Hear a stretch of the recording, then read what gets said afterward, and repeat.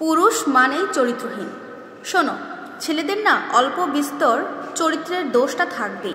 একটা পুরুষ মানুষ, তা আবার চরিত্রের দোষ নাই, এটাও কোনোদিন হতে পারে? অসম্ভব।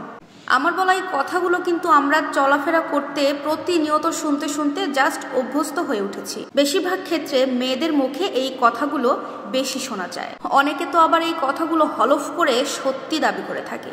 কিন্তু এর মানে আসলে কি? কি এর মানে? পুরুষ মানেই চরিত্রের দোষ রয়েছে, এর মানে কি? এটা বলে ঠিক কি বোঝাতে চেয়েছেন? আপনার বাড়ির বাবা, ভাই বা স্বামীকে দিয়ে গোটা বিশ্বের পুরুষকে তো আপনি যাচাই করতে পারেন না। আপনি কিভাবে বলছেন ছেলে মানেই চরিত্র খারাপ? কি একটা অদ্ভুত ব্যাপার, তাই না? একটা গোটা জেনারেশনকে, একটা গোটা শ্রেণীকে চরিত্রহীনের তকমা কি অনায়াসে, কি সহজেই দিয়ে দেওয়া যায়। অথচ এরাই কিন্তু কখনো ভাই, কখনো পিতা, কখনো বা স্বামী। কিন্তু আমি ভাবি এই মন মানসিকতাটা আসলে আসে ঠিক কোথা থেকে? সবাই কি এক? সব পুরুষই কি এক? কেন মেয়েদের চরিত্র দোষ থাকে না? মেয়েরা কি একেবারে ধোয়া তুলসী পাতা সব? আচ্ছা, ধরে নিলাম আপনার বলা কথাগুলো সত্যি। আপনার কথা যদি সত্যি হয়ে থাকে, তাহলে পুরুষের চরিত্র খারাপের পেছনে অবশ্যই কোনো না কোনো একটা মহিলা আছে। তাহলে ভাবেন সেই পেছনে থাকা মহিলাটা কত বড় চরিত্রহীনা। খারাপ হওয়ার চরিত্র খারাপ হওয়ার তকমাটা শুধু পুরুষ কেন পাবে, মেয়ে কেন পাবে না? আমি জানি যে শত শত সংসার ভাঙছে, শত শত প্রেম ভাঙছে, শত শত মন ভাঙছে। মেয়েদের অবস্থা অত্যন্ত আশঙ্কাজনক। কিন্তু তাই বলে তো একটা পুরো শ্রেণীকে ধরে বেঁধে দোষ চাপিয়ে দেওয়া যায় না। এটা কারোরই কাম্য নয়।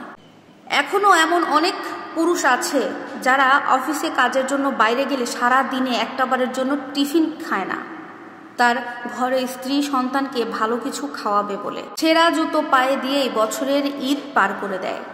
নিজে কিচ্ছু না নিয়ে স্ত্রীর আবদার সব কিছু পূর্ণ করে। সারাটা দিন মাথার ঘাম পায়ে ফেলে উপার্জন করে সেই অর্থ বাড়িতে নিয়ে আসে শুধুমাত্র তার স্ত্রী, তার সন্তানদের ভালো রাখবে বলে। আপনার বাড়িতে যেমন মিথ্যাবাদী চরিত্রহীন পুরুষ আছে, ঠিক তেমনি আমার চোখের সামনে চাঁদি ফাটা দুপুরে মজুরি খেটে খাওয়া মানুষও রয়েছে, যারা শুধুমাত্র স্কুলের ফি দেওয়ার জন্য এবং মায়ের চিকিৎসার জন্য এক দণ্ড বিশ্রাম পর্যন্ত নেন না।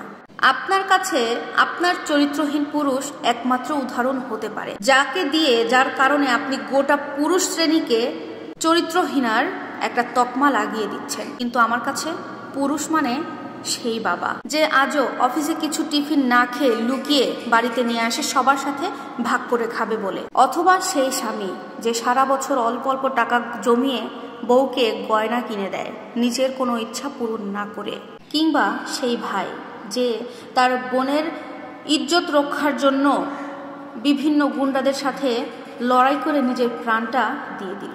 দোহাই লাগে, আপনি আপনার বাবা, ভাই, স্বামী কিংবা প্রেমিককে বিভিন্ন মেয়েদের সাথে উঠা বসা করতে দেখেছেন বলেই গোটা পুরুষ শ্রেণীকে আপনি চরিত্রহীনের তকমা লাগিয়ে দিতে পারেন না। গোটা পুরুষ শ্রেণীকে আপনি চরিত্রহীন বলতে পারেন না।